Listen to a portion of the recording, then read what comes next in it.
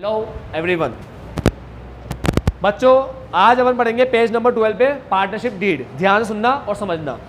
क्या पढ़ रहे हैं? Partnership deed. बच्चों, जब भी तुम लोग पार्टनरशिप करोगे किसी के साथ, तो पार्टनरशिप करने के लिए एक एग्रीमेंट चाहिए होता है। क्या चाहिए होता है? एग्रीमेंट।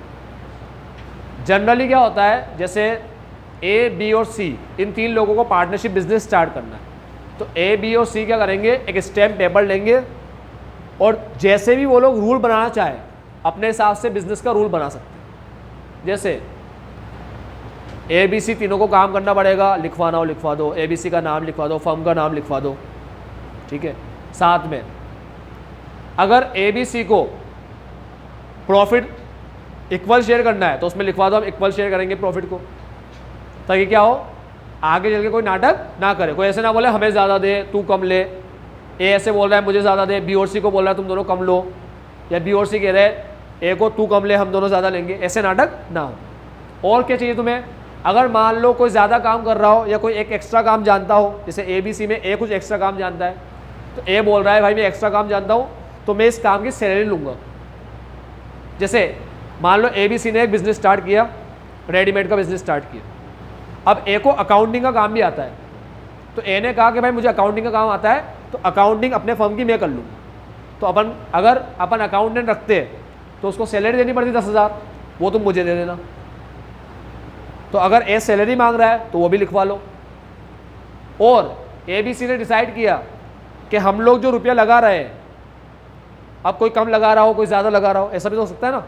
जैसे ए कह रहा है मेरे पास 10 लाख है, बी और सी कह रहा है हमारे पास 2-2 लाख ही है, तो चलेगा ऐसा काम? नहीं ना। अब ए ज़्यादा लगा रहा है रुपया, तो फ़ायदा ज़्यादा किसको मिलना चाहिए? ए को।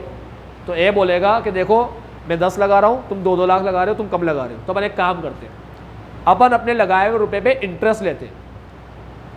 तो इंटरेस्ट की रेट डिसाइड कर लो, जो भी करना है 7%, 8%, 10%, 12%, तुम्हें जो भी डिसाइड करना है वो इंटरेस्ट तुम लगा दो उस पर। अब हर बंदे को अपने रुपये पे क्या मिलता जाएगा? इंटरेस्ट मिलता जाएगा। जितने ज़्यादा रुपये लगाए उसको इंटरेस्ट ज़्यादा मिलेगा। इसे बोलते हैं इंटरेस्ट ऑन कैपिटल, IOC। एक होता है IOD, इंटरेस्ट ऑन ड्रॉइंग, पता ही होगा तुम लोगों को IOC IOD, ठीक है। कोई बंदा अगर रुपया लेगा, विड्रॉ करेगा, तो फिर उसको उस पर भी इंटरेस्ट देना पड़ेगा फर्म, उसका भी रूल बना लो, ठीक है। यानी सिंपल सी भाषा में एक स्टैम्प पेपर लो और जो रूल तुम्हें बनाने हो सारे रूल बनाकर उस पर लिख दो। तो देखो लिखा हुआ है यहाँ पर, क्या लिखा हुआ है? The written agreement on a stamp paper. Stamp paper समझते हो ना? तुम्हें सफ़ेद पेपर नहीं लेना, वाइट पेपर ले लिया, बिल्कुल ब्लैंक, कुछ भी लिखा हुआ नहीं है उस पर। जैसे ये तो है ही नहीं यार। हाँ, स्टैम्प पेपर कैसा होता है बच्चों? एक नोट बना हुआ होता है यहाँ पर, नोट 100 का 1000 का डिपेंड करता है, ठीक है। वो नोट का यहाँ बना हुआ होता है और उसके नीचे जो भी तुम्हें एग्रीमेंट में लिखना हो सब एग्रीमेंट में लिख दो।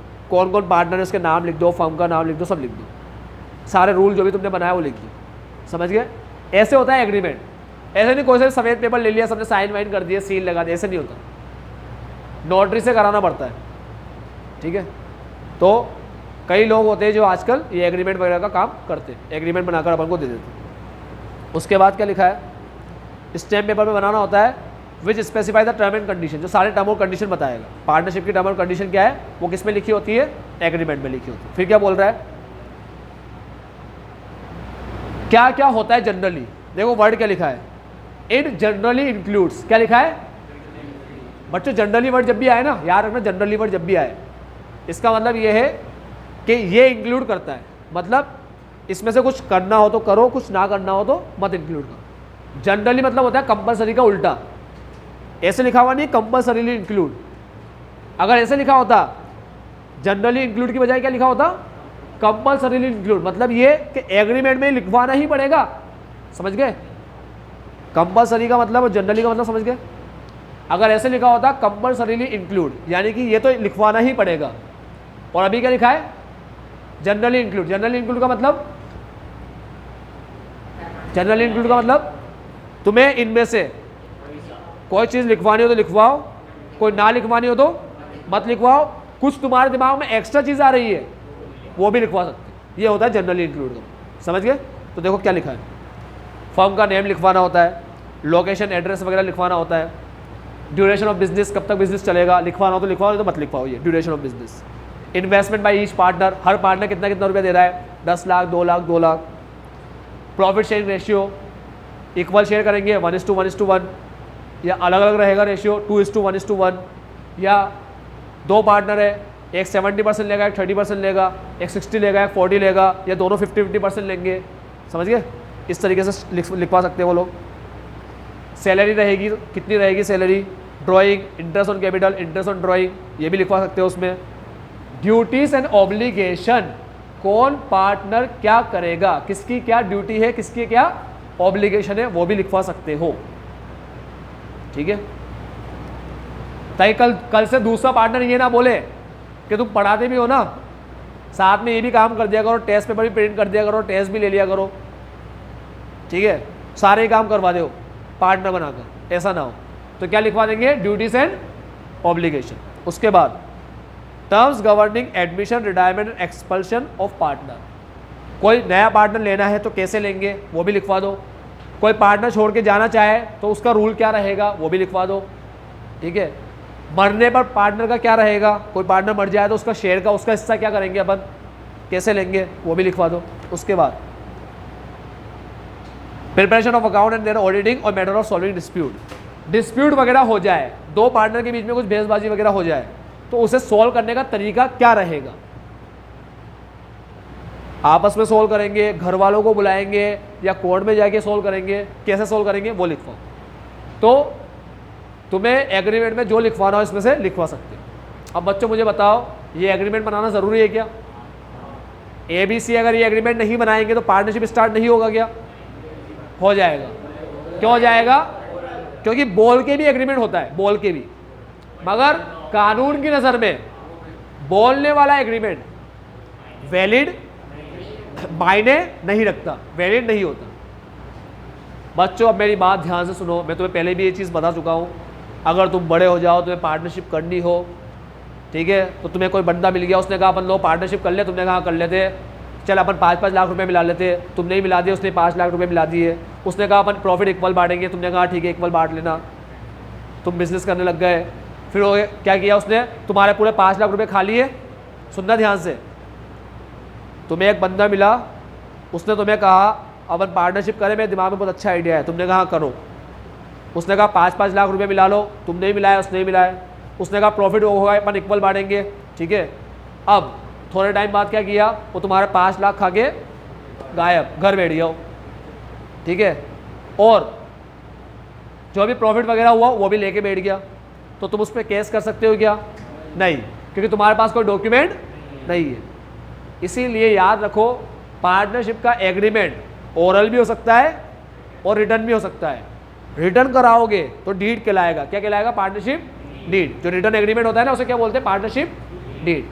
तो कोई तुमसे पूछे पार्टनरशिप डीड क्या है, तो बोल देना return agreement between partners. Partner के बीच में होने वाला रिटर्न एग्रीमेंट क्या होता है? Partnership deed. क्या पार्टनरशिप डीड जरूरी होती है बिजनेस के लिए? तो बोले नहीं, ओरल एग्रीमेंट भी चलता है। क्या चलता है? ठीक है, सुना।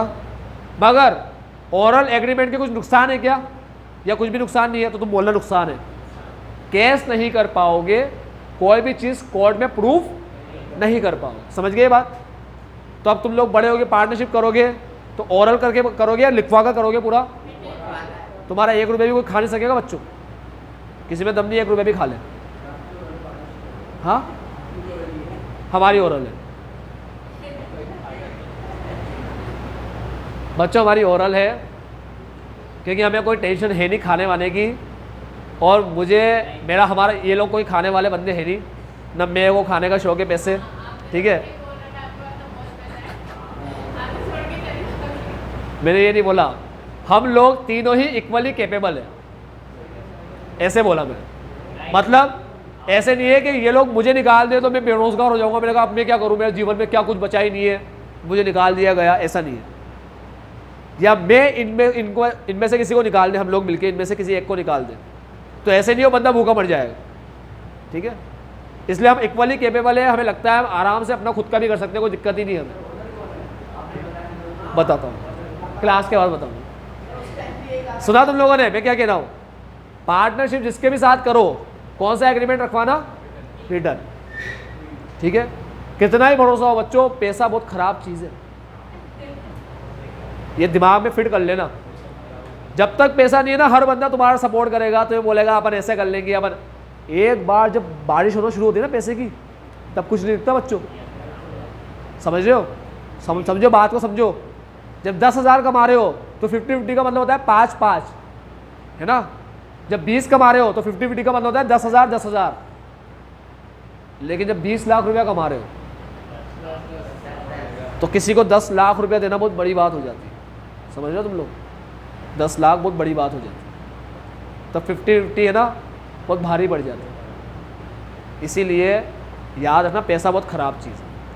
कभी भी पार्टनरशिप करो किसी के साथ तो एग्रीमेंट बनवा ही लो, भले ही वो अच्छा दोस्त है, खास है, तुम्हारा रिश्तेदार ही है, तुम्हारा सगा भाई है, कोई भी हो, एग्रीमेंट बनवा लो। क्या जा रहा है एग्रीमेंट बनवाने में?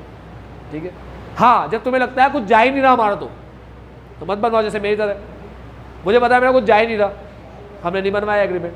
ठीक है, इसलिए एग्रीमेंट बनवा के ही काम करना चाहिए। अब आगे क्या लिखा है? रजिस्ट्रेशन ऑफ पार्टनरशिप, मतलब क्या एग्रीमेंट बनवाना चाहिए? अगर बनवाएंगे एग्रीमेंट बनवाएंगे तो क्या फ़ायदे हैं उसके? तो देखो क्या लिखा है उसमें। रजिस्ट्रेशन, एग्रीमेंट बनवाना, रजिस्ट्रेशन का मतलब एग्रीमेंट बनवाना, पार्टनरशिप डीड बनवाना, उसे रजिस्ट्रेशन बोलते हैं। तो रजिस्ट्रेशन कंपलसरी है क्या?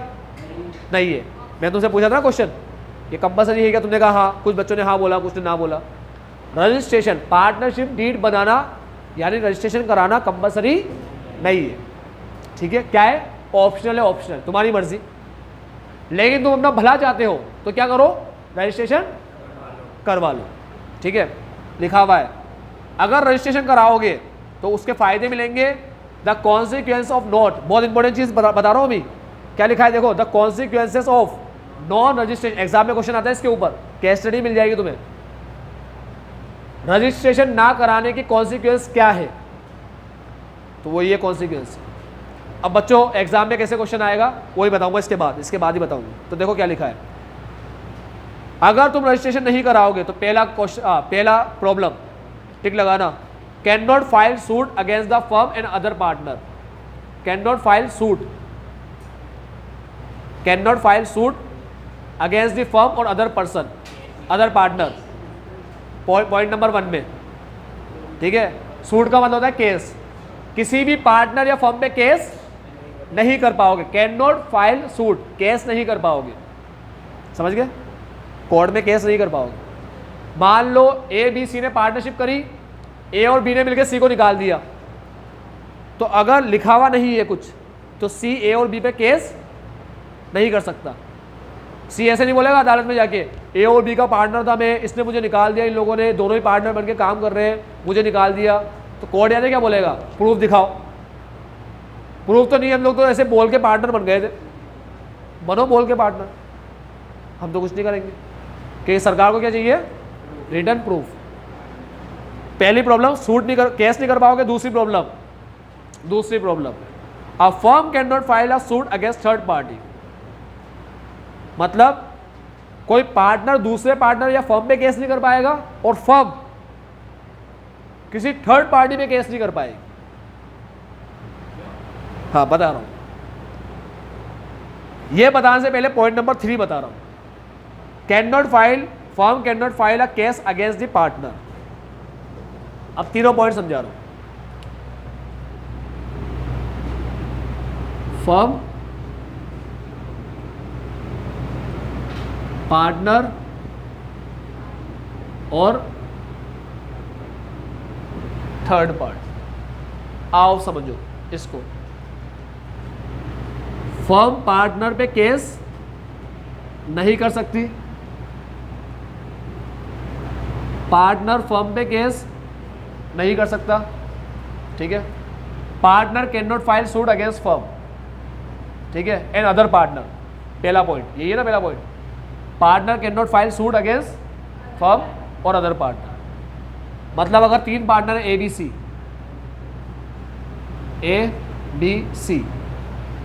ए और बी ने मिलके सी को हटा दिया तो सी जो है, सी एक पार्टनर है, वो फर्म पे या ए और बी पे केस नहीं कर सकता। पहली चीज़, फर्म भी पार्टनर पे केस नहीं कर सकती। जब पार्टनर नहीं कर सकता फर्म कैसे कर सकती? आज मान लो फर्म ने मुझ पे केस कर दिया, मैं बोलूँगा मैं पार्टनर ही नहीं हूँ इनका, ठीक है। बच्चे को बुला लिया, पूछवा लिया, देखो बच्चों से पूछ लो, बच्चों ने कहा हाँ पार्टनर है, हमने देखा है। मैं कहा पार्टनर नहीं हूँ, टीचर हूँ, पढ़ाने आता हूँ, बस प्रूफ बता दो, कहीं लिखा हुआ हो तो बता दो। तो ये लोग बता नहीं पाएंगे, ठीक है। तो ये लोग भी मुझ पे केस नहीं कर सकते। अब ये दो चीज़ हो गई।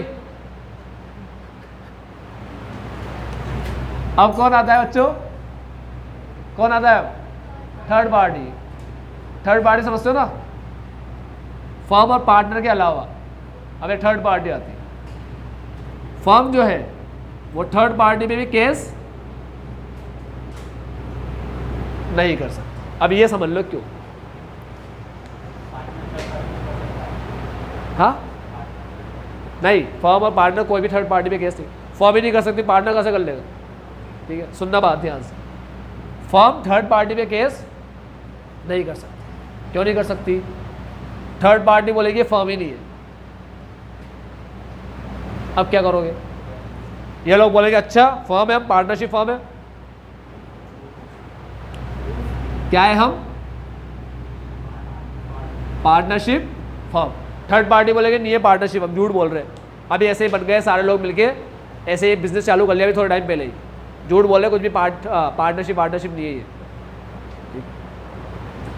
ऐसे बोल रहे हैं ना थर्ड पार्टी।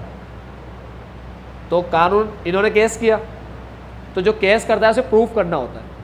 तो कानून इनसे बोलेगी प्रूफ करो तुम पार्टनरशिप फर्म हो, ये मना कर रहा है तो प्रूफ करो पार्टनरशिप फर्म, ठीक है। तो जैसे अभी मैंने किसी पे केस किया, मैंने कहा भाई इसने मेरे घर पे चोरी करी, तो पुलिस ने उससे पूछा तो चोरी करी, उसने कहा नहीं झूठ बोल रहा है, प्रूफ बताओ, इससे मांगो चोरी करी, तो मुझे देना पड़ेगा प्रूफ। ऐसे नहीं पुलिस अरे साले झूठे रुक तू पिटेगा, उसको धो दिया है ना, भले चोरी नहीं करी, इसका मतलब मुझे किसी को पिटवाना हो तो मैं जाके बोल दूंगा भैया इसने मेरे घर पे चोरी करी है, इसने ऐसा किया है, इसने ऐसे किया है।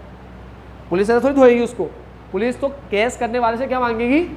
हाँ, तो फर्म अगर केस करेगी इस पर तो फर्म से क्या मांगेगी? प्रूफ कि तू फर्म है ये तो बता, समझे। इसलिए बिना रजिस्ट्रेशन वाली फर्म थर्ड पार्टी पे केस नहीं कर सकती। ये बात समझ में आई तुम्हें? एक बहुत बड़ी बात बताऊंगा, ये वीडियो बंद होने के बाद, वीडियो में नहीं बोल सकता, ठीक है, इसके बाद बताऊंगा मैं तुम्हें, ठीक। चल, तुम्हें सुन के बहुत ताज्जुब होगा उस बात को, तो वीडियो के बाद ही बताऊंगा, अभी नहीं। तुम 10 सवाल पूछोगे उस बात पे। पार्टनरशिप फर्म थर्ड पार्टी पे केस नहीं कर सकती। समझ गए बच्चे ये बात? तो रजिस्ट्रेशन अगर नहीं कराओगे तो कोई भी किसी पे केस नहीं कर सकता। अब थर्ड पार्टी की तो बात ही नहीं आती, सर थर्ड पार्टी कर सकती है कि हाँ थर्ड पार्टी तो कर सकती है, ठीक है। कौन पार्टनर नहीं है? तो मत होने दो, पर्सन पे कर देंगे, पर्सनली किसी पर्सन पे केस कर देगा जो भी कॉन्टैक्ट हुआ है उसके साथ। मान लो इसका कॉन्टैक्ट किसी भी पार्टनर के साथ हुआ, ठीक है, तो एक थर्ड पार्टी का डॉक्यूमेंट मांगेगी। अब मान लो इसने डॉक्यूमेंट मांगा, इसने नहीं दिखाया, तो ये इसके साथ कॉन्टैक्ट ही नहीं करेगी। और अगर कर लिया थर्ड पार्टी ने बिना डॉक्यूमेंट देखे, तब थर्ड पार्टी भी केस नहीं कर सकती। क्यों? कि कानून बोलेगी तेरे को डॉक्यूमेंट देखना चाहिए, तू देखता था फर्म है या नहीं है। इसीलिए क्या लिखा हुआ आता है यहाँ पर कि फर्म पार्टनर पे केस नहीं कर सकती, पार्टनर फर्म पे केस नहीं कर सकता, और पार्टनरशिप फर्म थर्ड पार्टी पे भी केस नहीं कर सकती, ठीक है। बिना डॉक्यूमेंट देख के करेगा तो थर्ड पार्टी भी फर्म पे केस नहीं कर सकता। ये बात समझ में आई? क्या प्रॉब्लम है? अब एग्जाम में क्वेश्चन कैसे आएगा वो सुन लो। राम ने सोहन से कहा, अपने दोस्त, राम का दोस्त है सोहन, तो राम ने सोहन से कहा कि तू पार्टनरशिप बिजनेस कर रहा है क्या? सोहन ने कहा पार्टनरशिप बिजनेस स्टार्ट कर रहा हूँ। तो राम ने कहा कि एग्रीमेंट बना ले। सोहन ने कहा है कोई दिक्कत नहीं एग्रीमेंट बनाने की, ठीक है। तो अब वो बोलेगा कि राम उसको कैसे बताए या कैसे उसको मनाए कि उसको एग्रीमेंट बनाना चाहिए, ठीक है। अब उसने कुछ नहीं बोला, कॉन्सिक्वेंस बताओ या ऐसा कुछ बताओ, तुम्हें कैसे पता पड़ेगा क्या बताए? तो उसको बोलना राम सोहन को कॉन्सिक्वेंस बताकर मना करेगा कि रजिस्ट्रेशन ना कराना खराब ऑप्शन है, ठीक है, क्या नुकसान है। तो जैसे ही कॉन्सिक्वेंस बताना, मतलब तुमसे ऐसे नहीं पूछेगा नॉन रजिस्ट्रेशन के कॉन्सिक्वेंस बताओ, ऐसे नहीं बोलेगा। Explain the consequence of non registration, ऐसे नहीं आएगा। क्या आएगा? राम अगर सोहन को मनाना चाहे, सोहन पार्टनरशिप करना चाहता है और एग्रीमेंट नहीं बना रहा, तो राम कैसे मनाया उसको, राम कैसे समझाया उसको, ये बताओ। ये क्वेश्चन है। अब तुम बोलोगे राम कैसे समझाया, मैं क्या बताओ, समझाया उसको, बताया भाई, तो कैसे समझाएगा? कॉन्सिक्वेंस बता के। यानी कि तुमसे क्वेश्चन में क्या पूछ रहा है? कॉन्सिक्वेंस। बच्चों, बिजनेस के साथ सबसे बड़ी प्रॉब्लम पता है क्या होती है? तुम्हें अगर ये तीनों पॉइंट याद भी है, ये तीनों पॉइंट तुम्हें याद भी है, तो तुम्हें यही समझ में नहीं आया क्वेश्चन में यही पूछे। क्यों? क्योंकि सबसे बड़ी प्रॉब्लम बिजनेस में क्या आती है कि क्वेश्चन ही समझ में, यही समझ में नहीं आया क्वेश्चन पूछ क्या रहा है। जवाब तो सेकेंडरी बात हो गई, ठीक है। पहली बात तो ये है कि क्वेश्चन समझना, फिर दूसरी बात है उसका आंसर लिखना। तो ये प्रॉब्लम है केस स्टडी की, इसलिए अपन केस स्टडी ही पढ़ते हैं, ठीक है। अब रजिस्ट्रेशन समझ गए क्यों इंपॉर्टेंट है? रजिस्ट्रेशन कराओगे तभी केस कर पाओगे, नहीं कराओगे तो केस नहीं कर सकते।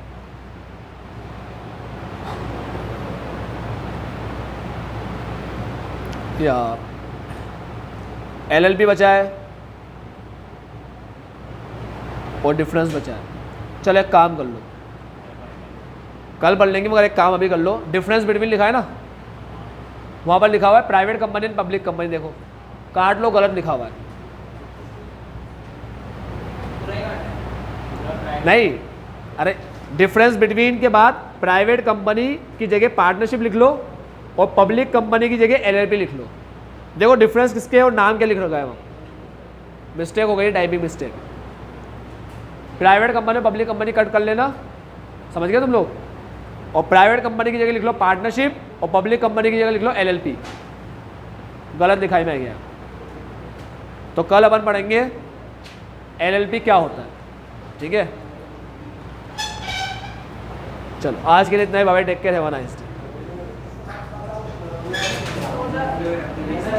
हाँ